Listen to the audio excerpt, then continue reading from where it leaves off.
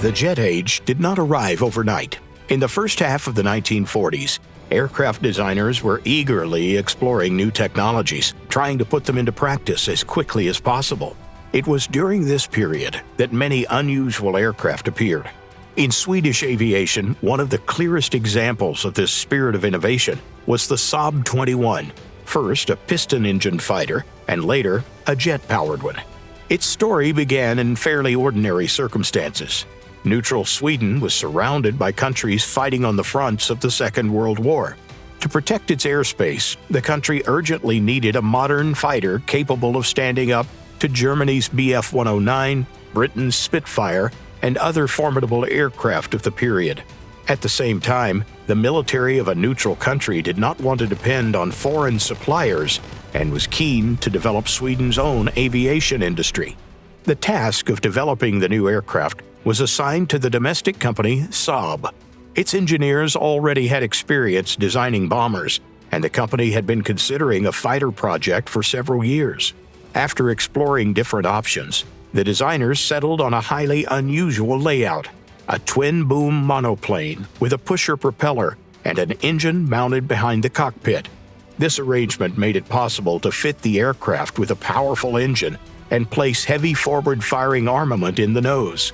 It also gave the pilot excellent forward visibility, but the layout had drawbacks as well: very limited rearward visibility, excessive structural stiffness, and high loads during maneuvers. On top of that, if the pilot tried to bail out with a parachute, they risked being struck by the propeller blades. Even so, Swedish designers decided that the advantages of the unusual layout outweighed its flaws. Besides, they managed to eliminate the most dangerous problem entirely. To save the pilot in an emergency, Bofors developed one of the world's first ejection seats suitable for series production. For the power plant, the designers chose the German DB605B engine, the same type used on the famous Messerschmitts. It took a long time to adapt it to the new airframe, but in the end, the effort paid off. The Saab 21 was prepared for production and entered service in 1945. Almost 300 aircraft were built, machines that, under different circumstances, could have become a dependable force in the air. But development had dragged on, and by the time the fighter entered service, its performance no longer looked impressive even compared with other piston-engined aircraft.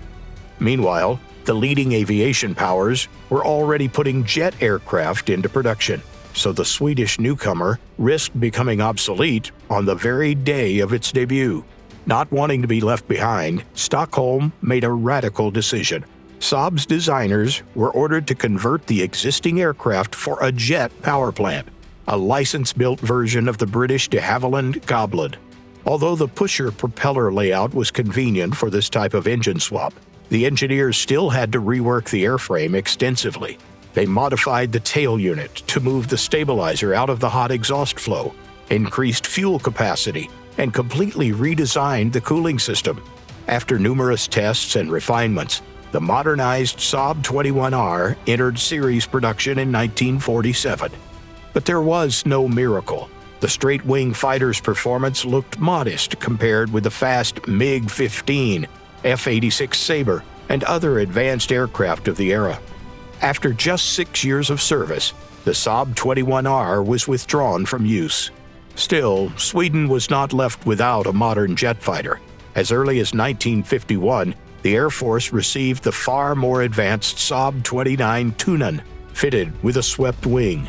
That aircraft even went on to receive its baptism of fire. But that's a story for another day.